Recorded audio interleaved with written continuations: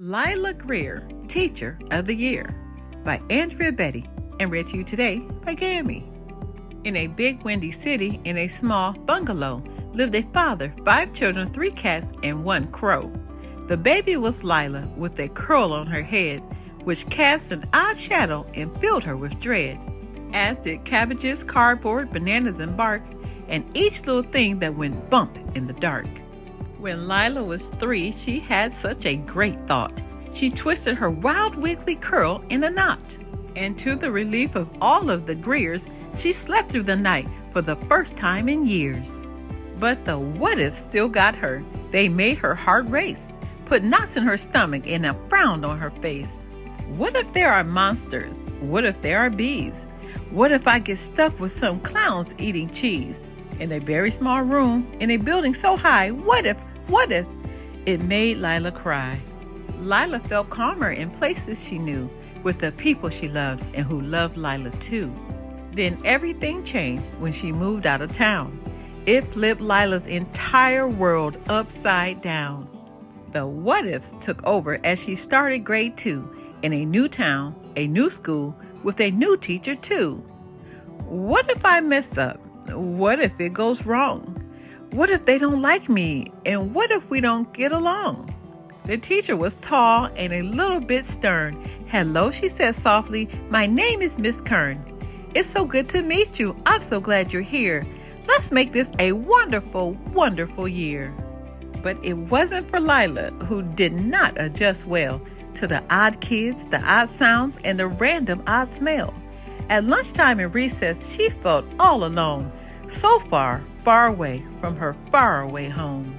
Then one day, Miss Kern had a favor to ask. "Lila, my dear, can you help with the task? There's so little time and there's so much to do. I can't clean the chalkboard at recess. Would you?" Lila Greer nodded. There was lots to do. She helped Monday through Thursday. She helped on Fridays too. She stood on a chair and erased all the chalk. Miss Kern graded papers. Together they talked of things that were old and things that were new, of nothing important and everything too. For the very first time in Blue River Creek, Lila felt better and ready to speak of her worries and what-ifs. It felt very good knowing someone was listening and that they understood. Sometimes it seemed that the work would expand and a classmate or two would come in and lend a hand. A kid with a kitten, a kid with a curl, a zoo-loving kid, and a bird-loving girl. Then one day Miss Kern said, "Thank you, my dear. You've been such a help. I can take it from here." Which was fine because somehow the months had flown by and there was a playground for Lila to try. "Just one final thought," Miss Kern said in the hall. "What if some what-ifs are not bad at all? When you start an adventure, who knows where it'll end? What if you learn something? What if you find friends?" And so it went for young Lila Greer. Things settled down for the rest of the year. Then came 3rd grade and 8th grade and some in between. And before long, young Lila grew into a teen. Sometimes the what-ifs came roaring right back. It was tough, but with help, she got back on track. Time passed, as it does, and with each passing grade, old memories were forgotten as new ones were made. She worked hard and studied year after year and was finally ready to start her career. Right there in Blue River Creek, of all places, as teacher of 17 smiling young faces who needed her knowledge, her skill, and her care. She straightened her black skirt and patted her hair. But the what-ifs got to her as she looked in the door, and feelings came back from so long, long before. Lila Greer froze in a bad deja vu from the earliest moments of life in grade 2. What if I mess up? What if it goes wrong? What if they don't like me? And what if we don't get along? Of course, she was new and had so much to learn. So she tried to think back to her teacher, Miss Kern, who was something or other and a little bit tall. Though what that word was, Lila could not recall. She thought of that classroom so far in the past, which looked much the same from first bit to last. Benches, a chalkboard, some desks or whatnot, one green eraser in the very same spot. Wait, what? How many erasers did we need for that task?